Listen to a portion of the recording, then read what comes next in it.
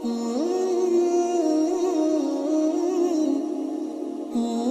الله الرحمن الرحيم. يا أيها الناس اتقوا ربكم الذي خلقكم من نفس واحدة وخلق منها زوجها وبث منهما رجالا كثيرا ونساء، واتقوا الله الذي تساءلون به والأرحام إن الله كان عليكم رقيبا. وآتوا اليتامى أموالهم ولا تتبدلوا الخبيث بالطيب ولا تأكلوا أموالهم إلى أموالكم إنه كان حوبا كبيرا. وإن خفتم ألا تقسطوا في اليتامى فانكحوا ما طاب لكم من النساء مثنى وثلاث ورباع، فإن خفتم ألا تعدلوا فواحدة أو ما ملكت أيمانكم ذلك أدنى ألا تعولوا. وآتوا النساء صدقاتهن نحلة، فإن طبن لكم عن شيء منه نفسا فكلوه هنيئا مريئا. ولا تؤتوا السفهاء أموالكم التي جعل الله لكم قياما وارزقوهم فيها واكسوهم وقولوا لهم قولا معروفا. وابتلوا اليتامى حتى إذا بلغوا النكاح فإن آنستم منهم رشدا فادفعوا إليهم أموالهم ولا تأكلوها إسرافا وبدارا أن يكبروا. ومن كان غنيا فليستعفف ومن كان فقيرا فليأكل بالمعروف. فإذا دفعتم إليهم أموالهم فأشهدوا عليهم وكفى بالله حسيبا. للرجال نصيب مما ترك الوالدان والأقربون، وللنساء نصيب مما ترك الوالدان والأقربون مما قل منه أو كثر نصيبا مفروضا. وإذا حضر القسمة أولو القربى واليتامى والمساكين فارزقوهم منه وقولوا لهم قولا معروفا. وليخشى الذين لو تركوا من خلفهم ذرية ضعافا خافوا عليهم فليتقوا الله وليقولوا قولا سديدا. إن الذين يأكلون أموال اليتامى ظلما إنما يأكلون في بطونهم نارا وسيصلون سعيرا. يوصيكم الله في أولادكم للذكر مثل حظ الأنثيين، فإن كن نساء فوق اثنتين فلهن ثلثا ما ترك، وإن كانت واحدة فلها النصف، ولأبويه لكل واحد منهما السدس مما ترك إن كان له ولد، فإن لم يكن له ولد وورثه أبواه فلأمه الثلث، فإن كان له إخوة فلأمه السدس من بعد وصية يوصين بها أو دين. آباؤكم وأبناؤكم لا تدرون أيهم أقرب لكم نفعا فريضة من الله إن الله كان عليما حكيما. ولكم نصف ما ترك أزواجكم إن لم يكن لهن ولد، فإن كان لهن ولد فلكم الربع مما تركن من بعد وصية يوصين بها أو دين، ولهن الربع مما تركتم إن لم يكن لكم ولد، فإن كان لكم ولد فلهن الثمن مما تركتم من بعد وصية توصون بها أو دين. وإن كان رجل يورث كلالة أو امرأة وله أخ أو أخت فلكل واحد منهما السدس، فإن كانوا أكثر من ذلك فهم شركاء في الثلث من بعد وصية يوصى بها أو دين غير مضار، وصية من الله والله عليم حليم. تلك حدود الله ومن يطع الله ورسوله يدخله جنات تجري من تحتها الأنهار خالدين فيها وذلك الفوز العظيم. ومن يعص الله ورسوله ويتعد حدوده يدخله نارا خالدا فيها وله عذاب مهين. واللاتي يأتين الفاحشة من نسائكم فاستشهدوا عليهن 4 منكم، فإن شهدوا فأمسكوهن في البيوت حتى يتوفاهن الموت ويجعل الله لهن سبيلا. واللذان يأتيانها منكم فآذوهما، فإن تابا وأصلحا فأعرضوا عنهما إن الله كان توابا رحيما. إنما التوبة على الله للذين يعملون السوء بجهالة ثم يتوبون من قريب فأولئك يتوب الله عليهم وكان الله عليما حكيما. وليست التوبة للذين يعملون السيئات حتى إذا حضر أحدهم الموت قال إني تبت الآن، ولا الذين يموتون وهم كفار أولئك أعتدنا لهم عذابا أليما. يا أيها الذين آمنوا لا يحل لكم أن ترثوا النساء كرها ولا تعضلوهن لتذهبوا ببعض ما آتيتموهن إلا أن يأتين بفاحشة مبينة وعاشروهن بالمعروف فإن كرهتموهن فعسى أن تكرهوا شيئا ويجعل الله فيه خيرا كثيرا وإن أردتم استبدال زوج مكان زوج وآتيتم إحداهن قنطارا فلا تأخذوا منه شيئا أتأخذونه بهتانا وإثما مبينا وكيف تأخذونه وقد أفضى بعضكم إلى بعض وأخذن منكم ميثاقا غليظا ولا تنكحوا ما نكح آباؤكم من النساء إلا ما قد سلف إنه كان فاحشة ومقتا وساء سبيلا حرمت عليكم أمهاتكم وبناتكم وأخواتكم وعماتكم وخالاتكم وبنات الأخ وبنات الأخت وأمهاتكم اللاتي أرضعنكم وأخواتكم من الرضاعة وأمهات نسائكم وربائبكم اللاتي في حجوركم من نسائكم اللاتي دخلتم بهن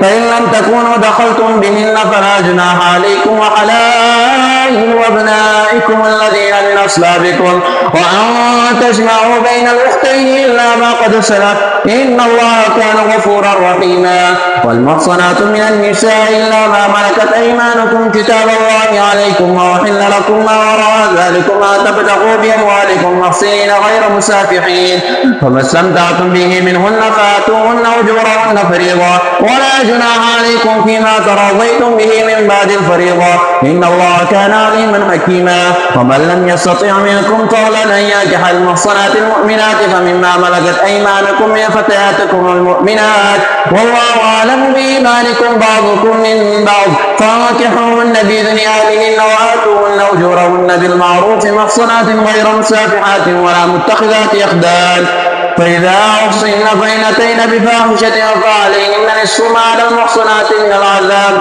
ذلك لمن خشي العنة منكم وأن تصبروا خير لكم والله غفور رحيم يريد الله ليبين لكم ويهديكم سنن الذين من قبلكم ويتوب عليكم والله عليم حكيم والله يريد أن يتوب عليكم ويريد الذين يتبعون الشهوات أن تميلوا ميلا عظيما يريد الله أن يخفف عنكم وخلق الإنسان ضعيفا يا أيها الذين آمنوا لا تأكلوا أموالكم بينكم بالباطل إلا أن تكون تجارة عن تراض منكم ولا تقتلوا أنفسكم إن الله كان بكم رحيما ومن يفعل ذلك عدوانا وظلما فسوف نصليه نارا وكان ذلك على الله يسيرا إن تجتنبوا كبائر ما تنهون عنه نكفر عنكم سيئاتكم وندخلكم مدخلا كريما ولا تتمنوا ما فضل الله به بعضكم على بعض للرجال نصيب مما اكتسبوا وللنساء نصيب مما اكتسبن واسألوا الله من فضله إن الله كان بكل شيء عليما ولكل جعلنا مواليا مما ترك الوالدان والأقربون والذين عقدت أيمانكم فآتوهم نصيبهم إن الله كان على كل شيء شهيدا الرجال قوامون على النساء بما فضل الله بعضهم على بعض وبما أنفقوا من أموالهم فالصالحات قانتات حافظات للغيب بما حفظ الله واللاتي تخافون نشوزهن فعظوهن واهجروهن في المضاجع واضربوهن فإن أطعنكم فلا تبغوا عليهن السبيلا إن الله كان عليا كبيرا وإن خفتم شقاق بينهما فبعثوا حكما من أهله وحكما من أهلها إن يريدا إصلاحا يوفق الله بينهما إن الله كان عليما خبيرا واعبدوا الله ولا تشركوا به شيئا وبالوالدين إحسانا وبذي القربى واليتامى والمساكين والجار ذي القربى والجار ذي الجنب والصاحب بالجنب وابن السبيل وما ملكت أيمانكم إن الله لا يحب من كان مختالا فخورا الذين يبخلون ويأمرون الناس بالبخل ويكتمون ما آتاهم الله من فضله وأعتدنا للكافرين عذابا مهينا والذين ينفقون أموالهم رئاء الناس ولا يؤمنون بالله ولا باليوم الآخر ومن يكن الشيطان له قرينا فساء قرينا وماذا عليهم لو آمنوا بالله واليوم الآخر وأنفقوا مما رزقهم الله وكان الله بهم عليما إن الله لا يظلم مثقال ذرة وإن يتك حسنة يضاعفها ويؤتي من لدنه أجرا عظيما فكيف إذا جئنا من كل أمة بشهيد وجئنا بك على هؤلاء شهيدا يومئذ يود الذين كفروا وعصوا الرسول لو تسوى بهم الأرض ولا يكتمون الله حديثا يا أيها الذين آمنوا لا تقربوا الصلاة وأنتم سكارى حتى تعلموا ما تقولون ولا جنبا إلا عابري سبيل حتى تغتسلوا وإن كنتم مرضى أو على سفر أو جاء أحد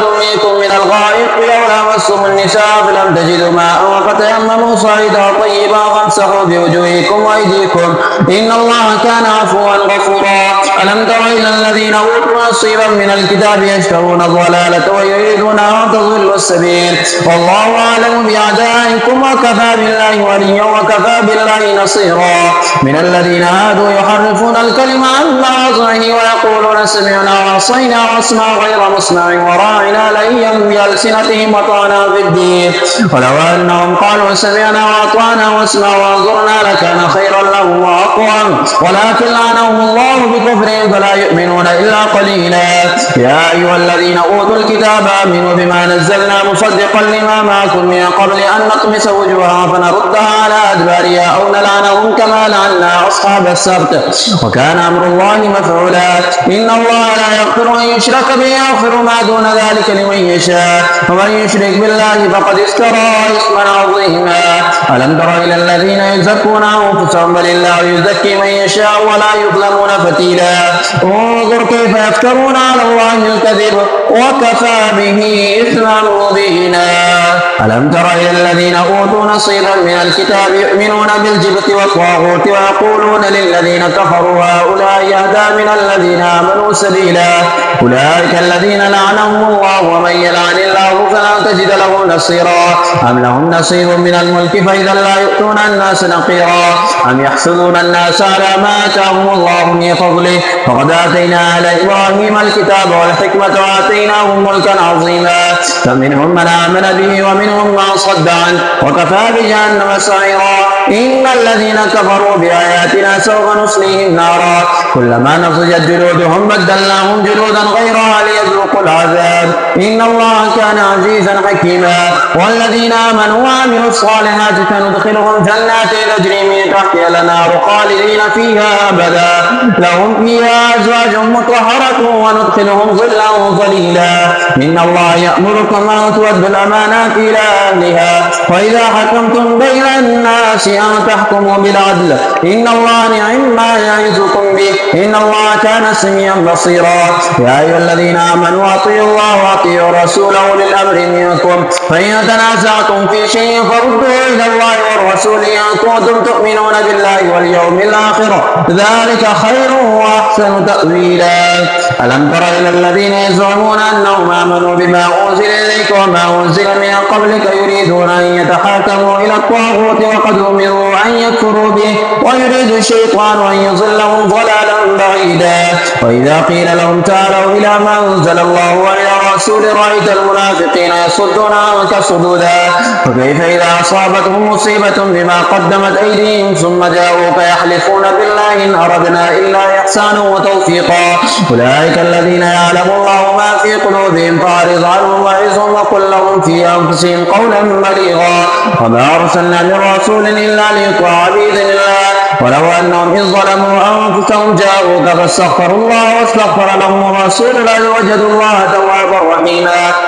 فلا وربك لا يؤمنون حتى يحكموك فيما شجر بينهم ثم لا يجدوا في أنفسهم حرجا مما قضيت ويسلموا تسليما.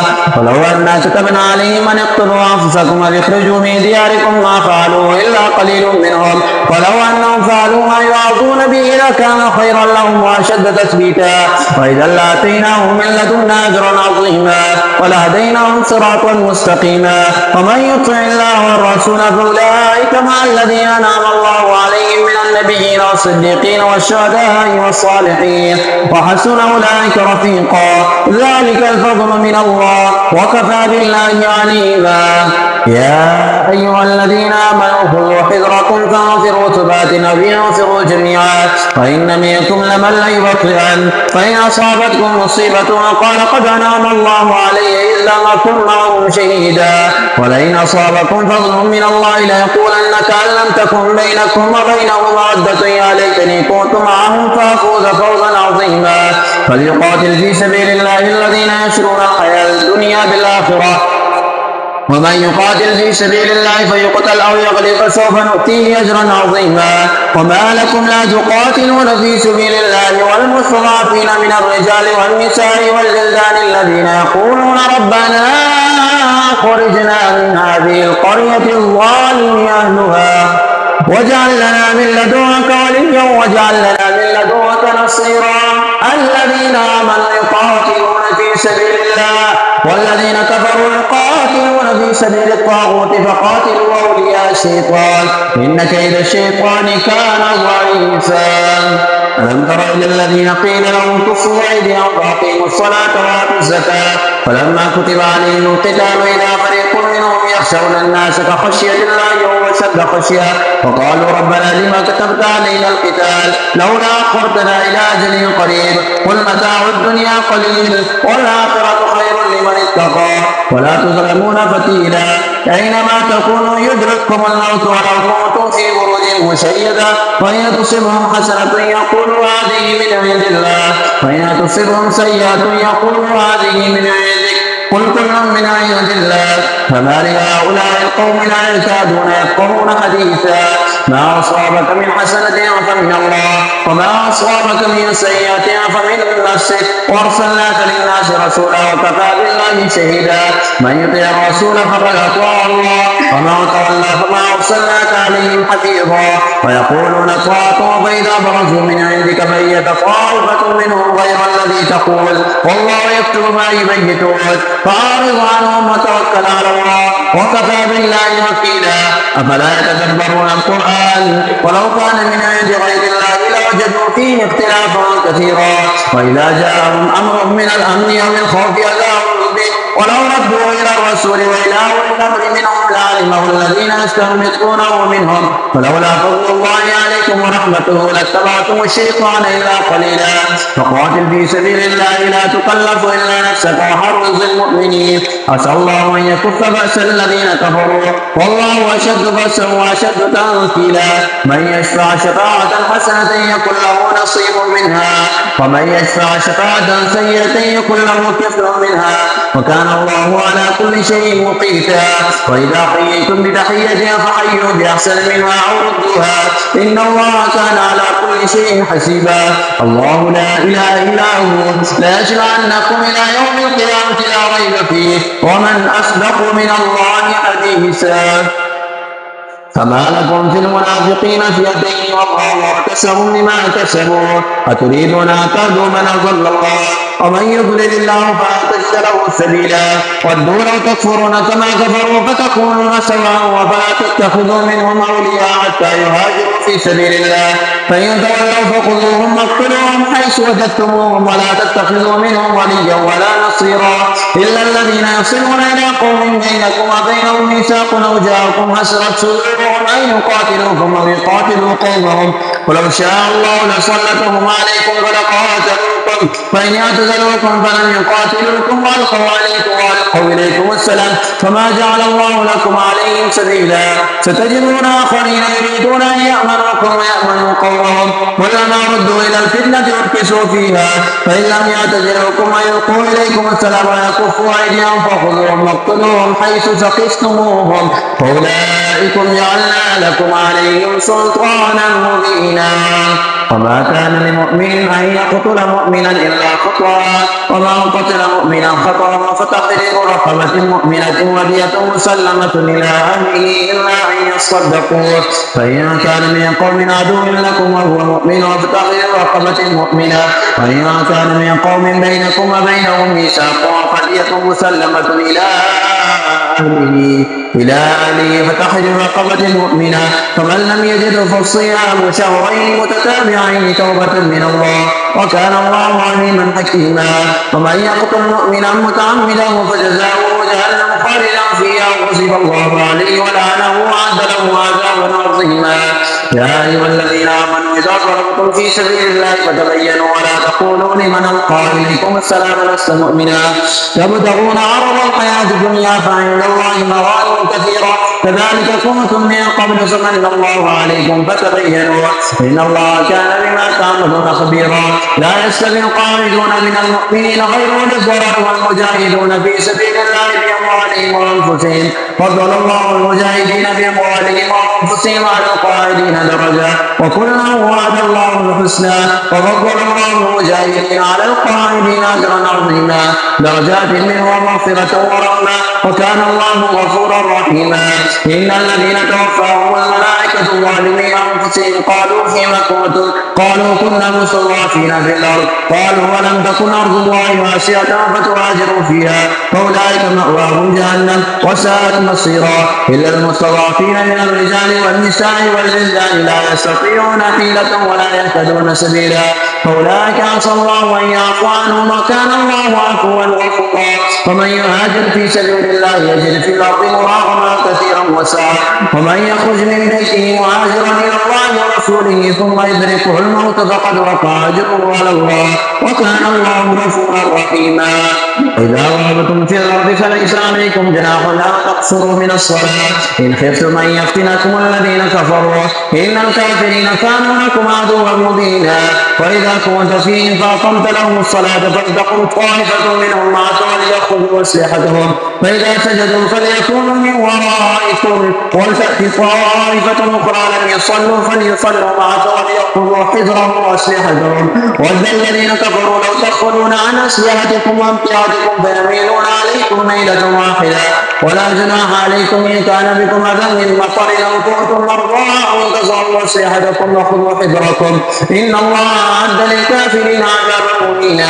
فإذا قضيتم الصلاة فاذكروا الله قياما وقعودا وعلى جنوبكم فإذا اطمأننتم فأقيموا الصلاة إن الصلاة كانت على المؤمنين كتابا موقوتا. ولا تهنوا في ابتغاء القوم إن تكونوا تألمون فإنهم يألمون كما تألمون وترجون من الله ما لا يرجون وكان الله عليما حكيما. إنا أنزلنا إليك الكتاب بالحق لتحكم بين الناس بما أراك الله ولا تكن للخائنين خصيما واستغفر الله إن الله كان غفورا رحيما.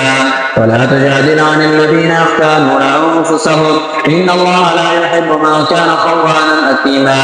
يستخفون من الناس ولا يستخفون من الله وهو معهم إذ يبيتون ما لا يرضى من القول وكان الله بما يعملون محيطا. ها أنتم هؤلاء جادلتم عنهم في الحياة الدنيا فمن يجادل الله عنهم يوم القيامة أم من يكون عليهم وكيلا. ومن يعمل سوءا أو يظلم نفسه ثم يستغفر الله يجد الله غفورا رحيما. ومن يكسب إثما فإنما يكسبه على نفسه وكان الله عليما حكيما. ومن يكسب خطيئة أو إثما ثم يرمي به بريئا فقد احتمل بهتانا وإثما مبينا. فلولا فضل الله عليك ورحمته لعمت طائفة منهم من يضلون وما يضلون إلا أنفسهم وما يضرونك من شيء. وأنزل الله عليك الكتاب والحكمة وعلمك ما لم تكن تعلم وكان فضل الله عليك عظيما. لا خير في كثير من نجواهم إلا من أمر بصدقة أو معروف أو إصلاح بين الناس ومن يفعل ذلك ابتغاء مرضات الله سوف نؤتيه أجرا عظيما. ومن يشاقق الرسول من بعد ما تبين له الهدى ويتبع غير سبيل المؤمنين نوليه ما تولى ونصله جهنم وساءت مصيرا. إن الله لا يغفر أن يشرك به ويغفر ما دون ذلك لمن يشاء ومن يشرك بالله فقد ضل ضلالا بعيدا. إن يدعون من دونه إلا إناثا وإن يدعون إلا شيطانا مريدا لعنه الله وقال لأتخذن من عبادك نصيبا مفروضا ولو ضلنهم ولأمنينهم ولآمرنهم فليبتكن آذان الأنعام ولآمرنهم فليغيرن خلق الله ومن يتخذ الشيطان وليا من دون الله فقد خسر خسرانا مبينا. يعدهم ويمنيهم وما يعدهم الشيطان إلا غرورا. أولئك مأواهم جهنم ولا يجدون عنها محيصا. والذين آمنوا وعملوا الصالحات سندخلهم جنات تجري من تحتها الأنهار خالدين فيها أبدا وعد الله حقا ومن أصدق من الله قيلا. ليس بأمانيكم ولا أماني أهل الكتاب من يعمل سوءا يجز به ولا يجد له من دون الله وليا ولا نصيرا. ومن يعمل من الصالحات فاجر ومؤمن فأولئك يدخلون الجنة ولا يظلمون نقيرا. ومن أحسن دينا ممن أسلم وجهه لله وهو محسن واتبع ملة إبراهيم حنيفا واتخذ الله إبراهيم خليلا. ولله ما في السماوات وما في الأرض وكان الله بكل شيء محيطا.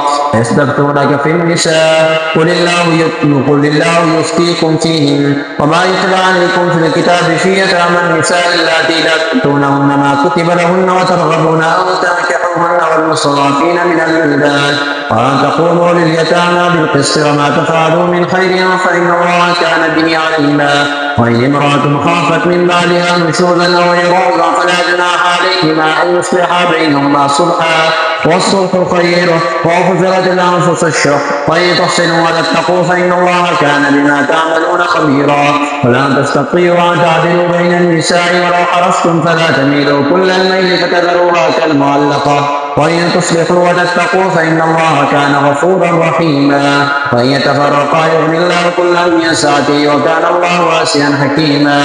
ولله ما في السماوات وما في الأرض ولقد وصينا الذين أوتوا الكتاب من قبلكم وإياكم أن اتقوا الله. وإن تكفروا فإن لله ما في السماوات وما في الأرض وكان الله غنيا حميدا. ولله ما في السماوات وما في الأرض وكفى بالله وكيلا. إن يشأ يذهبكم أيها الناس ويأتي بآخرين وكان الله على ذلك قديرا. ما كان يريد ثواب الدنيا فإن الله ثواب الدنيا والآخرة وكان الله سميعا بصيرا. أيها الذين آمنوا كونوا قوامين بالقسط شهداء لله ولو على أنفسكم بالوالدين والأقربين إن يكن غنيا أو فقيرا فالله أولى بهما فلا تتبعوا الهوى أن تعدلوا وإن تلووا أو تعرضوا فإن الله كان بما تعملون خبيرا. يا أيها الذين آمنوا بالله ورسوله والكتاب الذي نزل على رسوله والكتاب الذي أنزل من قبل ومن يكفر بالله وملائكته وكتبه ورسله واليوم الآخر فقد ضل ضلالا بعيدا. إن الذين آمنوا ثم كفروا ثم آمنوا ثم كفروا ثم ازدادوا كفرا لم يكن الله ليغفر لهم ولا ليهديهم سبيلا. بشر المنافقين بأن لهم عذابا أليما. الذين يتخذون الكافرين أولياء من دون المؤمنين أيبتغون عندهم العزة فإن العزة لله جميعا. وقد نزل عليكم في الكتاب أن إذا سمعتم آيات الله يكفر بها ويستهزأ بها فلا تقعدوا معهم حتى يخوضوا في حديث غيره إنكم إذا مثلهم إن الله جامع المنافقين والكافرين في جهنم جميعا. الذين يتربصون بكم فإن كان لكم فتح من الله قالوا ألم نكن معكم وإن كان للكافرين نصيب قالوا ألم نستحفظ عليكم ونمنعكم من المؤمنين فالله يحكم بينهم يوم القيامة ولن يجعل الله للكافرين على المؤمنين سبيلا.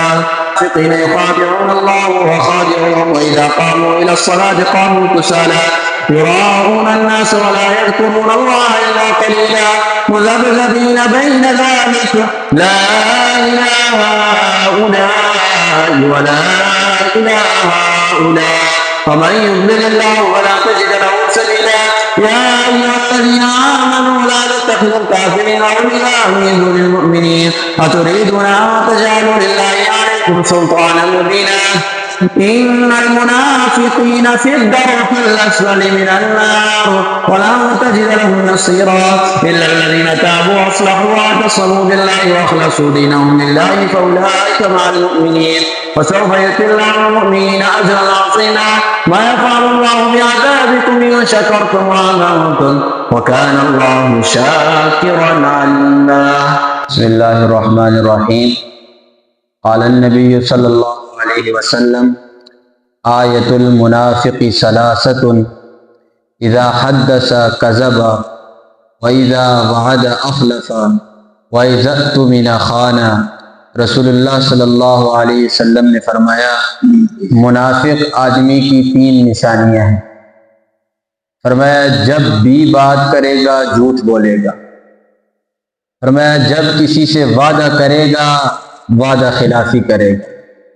फरमाया जब भी कोई उसके सामने امانت لا کر پیش کرے گا، امانت رکھے گا اس کے پاس، فرمایا اس امانت کے اندر وہ خیانت کرے گا۔ یہ 3 نشانیاں کس کی بیان کی گئی؟ منافق آدمی کی۔ اب یہ سمجھیے کہ منافق کسے کہا جاتا ہے، اس کی رسول اللہ صلی اللہ علیہ وسلم نے بہترین تفسیر کی۔ فرمایا منافق وہ ہے جو ادھر آئے تو ایک منہ کے ساتھ آئے، ادھر جائے تو دوسرے منہ کے ساتھ جائے۔ ہر ایک شخص کے لیے اس کا چہرہ تبدیل ہوتا ہے۔ مثال کے طور پہ سب سے بڑی مثال، ایک منافق آدمی ہے، 2 دشمنوں کے سامنے جاتا ہے، یعنی دو شخصوں کی آپس میں دشمنی، ایک کے پاس جائے گا اس کے منہ کے اوپر اس کا ہو جائے، ایک چہرہ لے کر جائے، دوسرے دشمن کے پاس جائے گا وہ والا چہرہ لے کر جائے۔ یہ رسول اللہ صلی اللہ علیہ وسلم نے بیان فرمایا۔ مسلمانوں کو کیا تاکید کی گئی ہے؟ فرمایا کہ نفاق والے عمل سے بچ جاؤ، منافقت مت کرو۔ منافقت کرو گے دنیا بھی تباہ ہے اور آخرت بھی تباہ ہے۔ اللہ نے منافق کی جو مثال بیان کی ہے، منافق کی جو حالت بیان کی ہے، وہ کافر سے بھی بدتر کی ہے۔ اللہ نے فرمایا ان المنافقین فی الدرک الاسفل من، جیسے انسان اوپر چڑھتا ہے نا سیڑھیاں، وہ سے بلندی کہا جاتا ہے، درک عربی کے اندر کہا جاتا ہے نیچے ہی نیچے کو۔ فرمایا یہ جو منافق ہوگا یہ کافروں سے بھی کئی درجے نیچے ہوگا جہنم کے اندر۔ اتنی سخت وعید آئی ہے، یہ عمل اللہ کو پسند نہیں۔ دل کے اندر کچھ اور ہو، سامنے کچھ اور ہو۔ اللہ کے سامنے تو دھوکہ نہیں کر سکتے، بندوں کو تو کچھ چہرہ تبدیل کر کے ہم راضی کر سکتے ہیں۔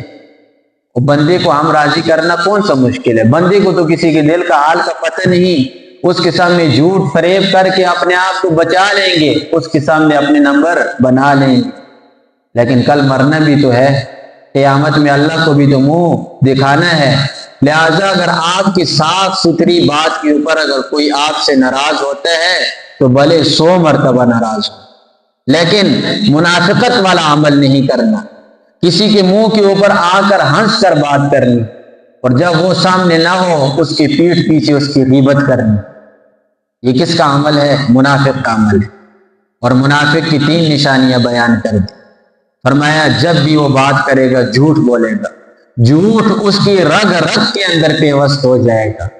اور دوسرا فرمایا وعدہ کبھی بھی کرے گا اس وعدے کے خلاف کرے گا۔ اور مومن کی شان جو قرآن کے اندر بیان ہوئی ہے نا کہ مومن اپنی بات سے پھرتا نہیں، ایک بات مومن نے کر دی وہ بات مومن پوری کرتا ہے۔ منافق کے بارے میں آیا کہ منافق سے جب بھی کوئی وعدہ کرو گے منافق اس وعدے کی کیا کرے گا؟ خلاف کرے گا۔ اور تیسری نشانی بیان کی، فرمایا جب بھی کوئی امانت رکھی جائے گی اس کے پاس تو اس کے اندر وہ خیانت کرے گا۔ اچھا ہم لوگ امانت کسے سمجھتے ہیں؟ یاد رکھ لیں اس مسئلے کو، ہم امانت سمجھتے ہیں کہ کوئی پیسے دے گا وہی امانت ہے، غلط۔ یہ بھی ایک امانت ہے لیکن صرف اور صرف پیسے رکھنا یہی امانت نہیں۔ آپ سے کسی نے اپنے راز کی بات کی یہ بھی امانت ہے۔ رسول اللہ نے فرمایا المجالس بالامانہ، یہ جو مجلس کی باتیں ہوتی ہیں یہ امانت ہوتی ہے۔ کوئی شخص مجلس کی بات کو اٹھا کر باہر جا کر بیان کرتا ہے، اس نے منافق والا کام کیا ہے۔ آپس کے راز کی جو باتیں ہیں اسے آپس کے اندر ہی رہنے دینا چاہیے۔ اسے اگر کوئی شخص باہر پھیلاتا ہے، 2 بندوں کی بات سنتا ہے، وہ تیسرا اٹھ کر باہر لوگوں کو جا کر بتاتا ہے، یہ منافق والا کام کر رہا ہے۔ 2 بیٹھے ہوئے ہیں آپس میں بات کر رہے ہیں، ایک اٹھتا ہے اس کی بات اٹھاتا ہے باہر جا کر کرتے ہیں، یہ منافقت والا عمل ہے۔ تو اس کا کیا ہے کہ اللہ ایک وقت ایسا آ جاتا ہے کہ جب انسان منافقت والا نفاق والے کام کرتا رہتا ہے، منافقت والے، اللہ ایک وقت آتا ہے دل کے اوپر مہر لگا دیتا ہے، پھر نیکی کی چیز اندر داخل نہیں ہوتی، پھر گناہ ہی گناہ، گناہ ہی گناہ۔ اور ایک وقت پھر ایسا آ جاتا ہے کہ انسان کی جو موت ہوتی ہے وہ بغیر ایمان کے ہو جاتی ہے۔ اگر ایمان کو بچانا ہے تو ان چیزوں کے اوپر عمل کرنا نہایت ہی ضروری ہے۔ لوگ ناراض ہوتے ہیں انہیں ہونے دیں، لیکن اپنا ایمان تباہ مت کریں، یہ بات ذہن میں رکھ لیں۔ لوگوں کو خوش کرنے کے لیے، لوگوں کے سامنے نمبر بنانے کے لیے اللہ کو ناراض مت کریں، اللہ کے رسول کو ناراض مت کریں۔ اللہ سے دعا ہے عمل کی توفیق عطا فرمائے۔